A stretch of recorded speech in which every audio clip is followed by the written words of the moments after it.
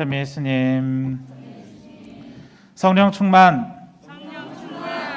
네, 다시 할까요? 성령 충만. 네, 오랜만에 외쳐보는 것 같습니다. 여러분들 오늘 성령으로 충만하십니까? 네, 성령께서 우리 가운데 오시는 밤입니다. 부활 시기를 마무리하며 성령 강림 대축일을 지내고 있는 오늘, 주님께서는 약속하신 보호자를 우리들 한 사람 한 사람에게 내려주십니다. 아멘. 오늘 강의를 짧게 준비하면서 가장 크게 생각이 되었던 것은 바로 우리 가운데 계신 성령 하느님을 어떻게 우리가 느끼고 만나고 있었는지에 대한 것이었습니다. 여러분은 성령 하느님을 언제 또 만나고 체험을 하셨습니까? 저는 신학생 때 성령 세미나를 하면서 가장 처음 성령께서 우리와 함께 계심을 체험 한 줄로 이렇게 기억하고 있었습니다. 근데 사실 저는 그때가 처음이 아니었습니다. 제가 언제 그 성령 기도회를 함께 했을까요? 잘 모르시겠죠? 저도 그 부모님께, 어머니께 얘기를 들었는데 아직 미취학 했을 때, 아동 때 이렇게 어머니의 기억을 토대로라면 한 3-4살쯤이었던 걸로 이렇게 들었습니다. 지금 부평 사동 성당에서 기도회가 있었을 때 새벽 기도회를 어머니께서 나가셨고 또 저를 혼자 두기 조금 불안해서 같이 함께 이렇게 갔었다고 합니다. 물론 제가 어린 나이에 기도하고 또 심령으로 노래하지 않았었겠지만 이미 철야 기도회를 다니셨던 어머니를 통해 저도 이미 성령 하느님께서 우리 함께 계셨음을 알고 있었고 또 이 자리에 있는 것 또한 성령께서 이끌어 주셨음을 믿습니다.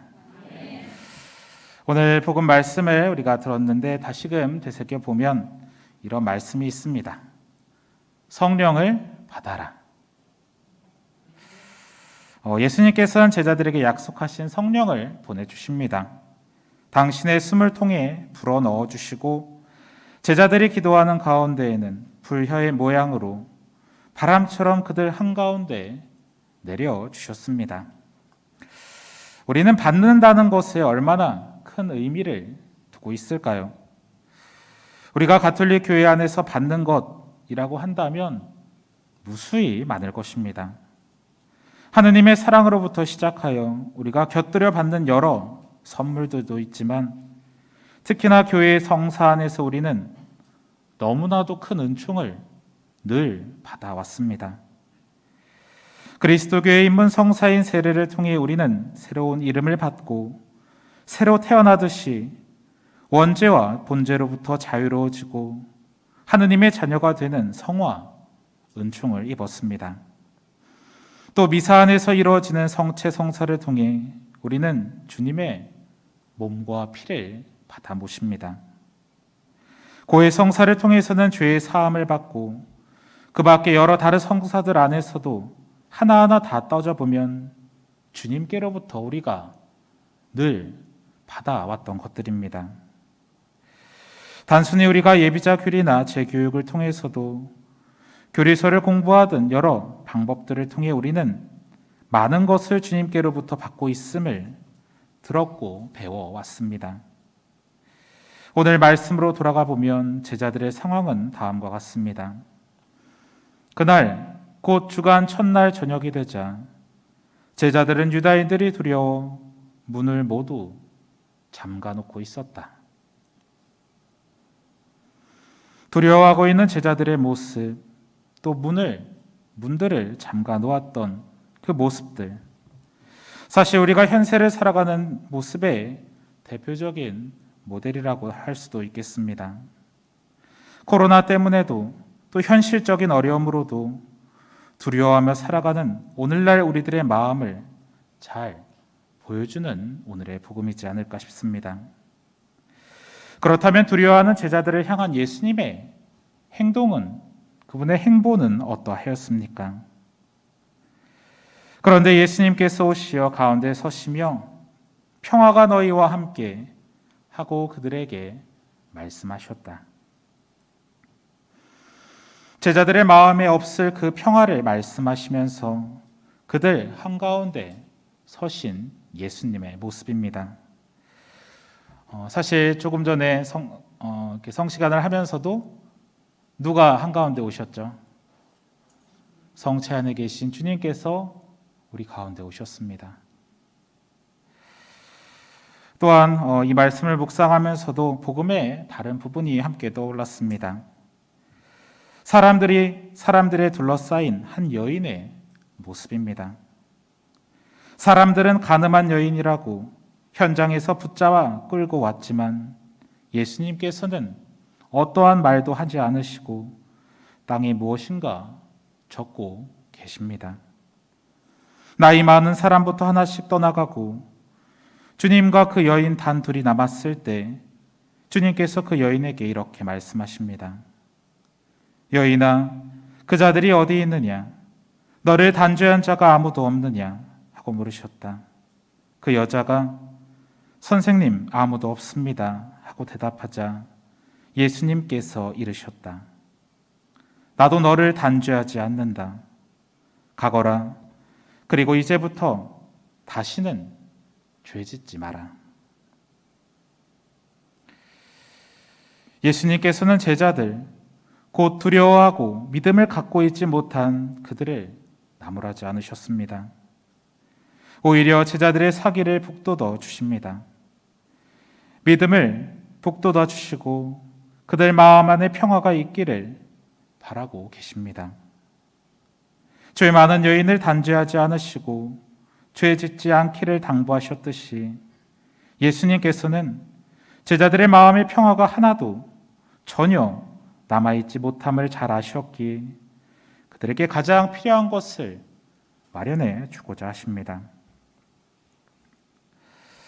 사실 우리는 많은 일을 염려하고 걱정하며 살아갑니다. 왜냐하면 주님께 대한 믿음이 부족할 수도 있겠지만 인간적인 노력, 곧 세상의 일과 하느님의 일을 분리해서 생각할 때가 많기 때문입니다. 그렇기에 그 마음에는 오늘 말씀처럼 평화가 있지 못합니다. 우리는 주님께서 주시는 그 평화를 받을 준비를 해야 합니다. 여러분은 주님께서 주시는 평화를 받을 준비를 하며 늘 미사에 참례하고 계십니까? 사실 우리는 현세의 걱정에 평하고 뭐고 미사가 끝나면 점심은 뭐를 먹을지, 주말은 어떻게 보낼지, 월요일 출근은 또 어떻게 하고 이런저런 세상적인 고민에 심취합니다.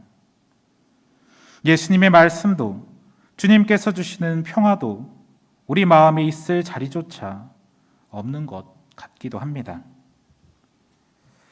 우리가 세상 일로 걱정하듯 예수님께서 부활하셨음에도 불구하고 제자들은 두려움에 떨고 있습니다.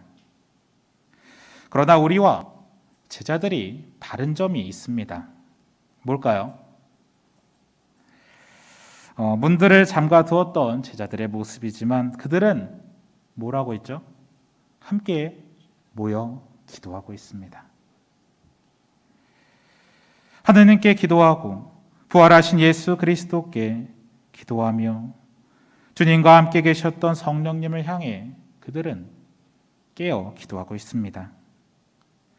제자들의 마음가짐은 적어도 주님께서 주실 그 평화를 받을 최소한의 준비를 하고 있지 않았나 묵상해 봅니다. 그렇다면 우리는 성령 강림 대축일을 그동안 어떻게 준비해 왔을까요? 저는 개인적으로 보면 작년만 하더라도 성령 강림을 위한 기도도 하지 못했던 것 같고 성령 강림 낮 미사로만 봉헌을 했지 사실 성령 강림 대축일 전야 미사는 어제 처음으로 했던 것 같습니다.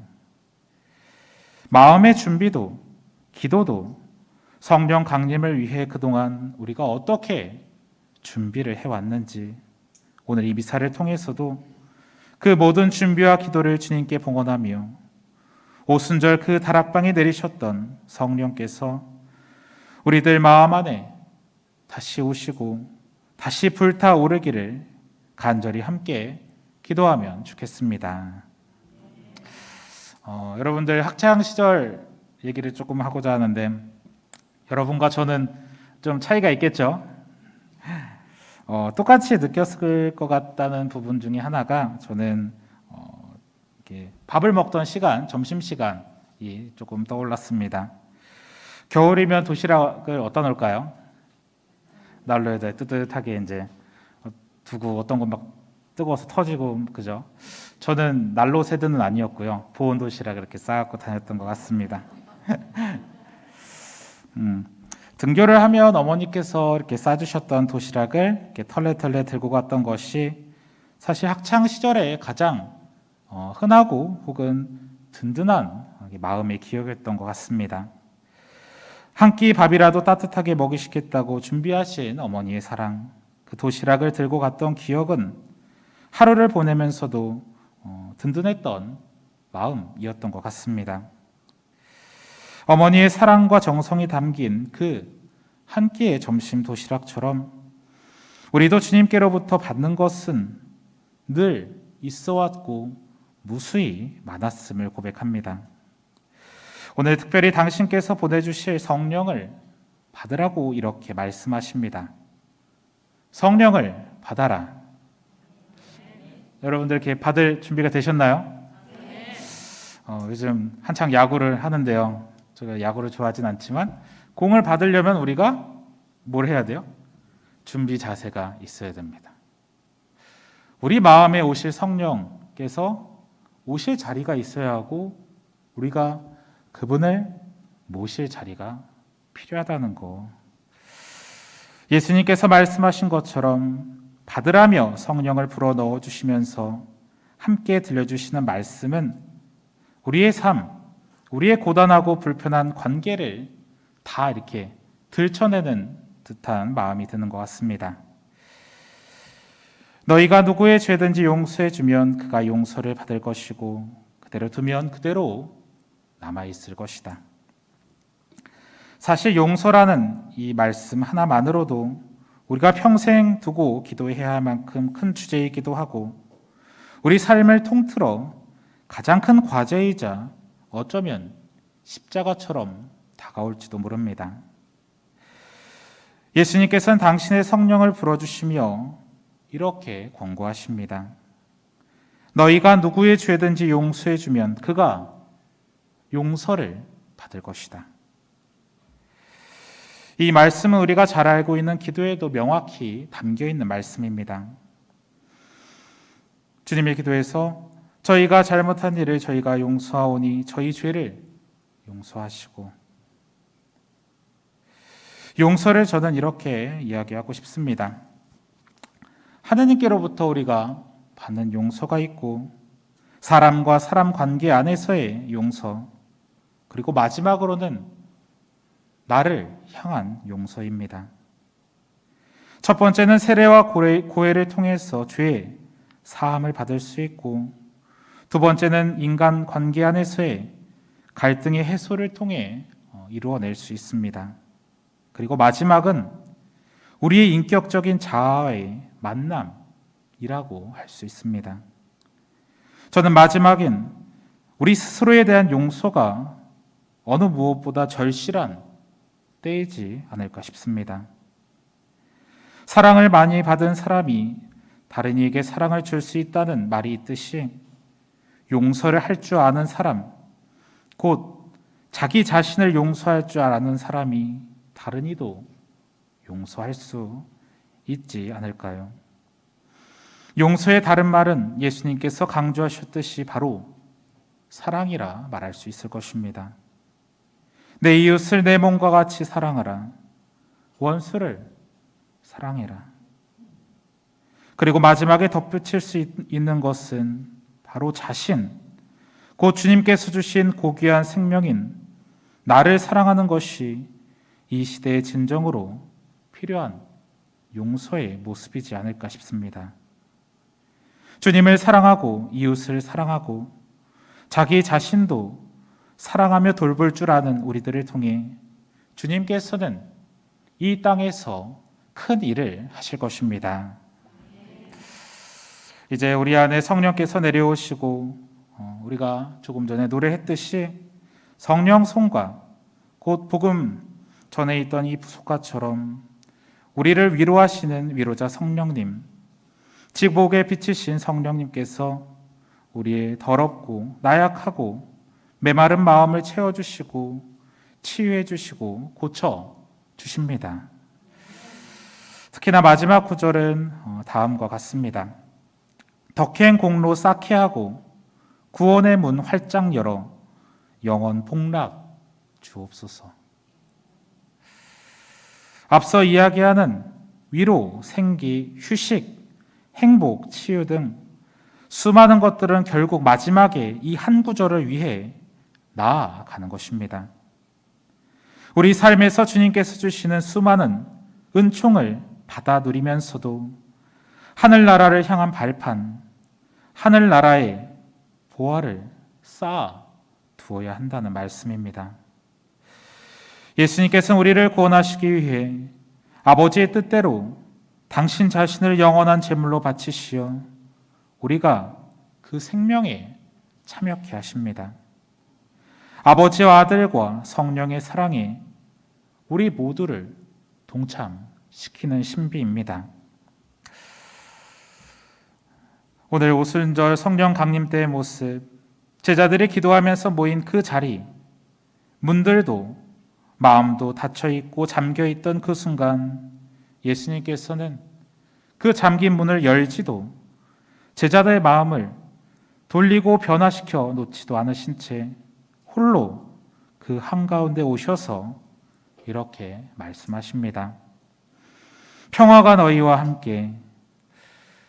우리들 마음에도 당신의 성령의 숨을 불어넣어 주십니다. 성령을 받아라. 성령을 받아라. 아멘. 우리의 마음을 활짝 열고 주님께서 주시는 그 은총을 우리의 평화로운 마음으로 잘 받아들이시길 기도합니다. 아멘.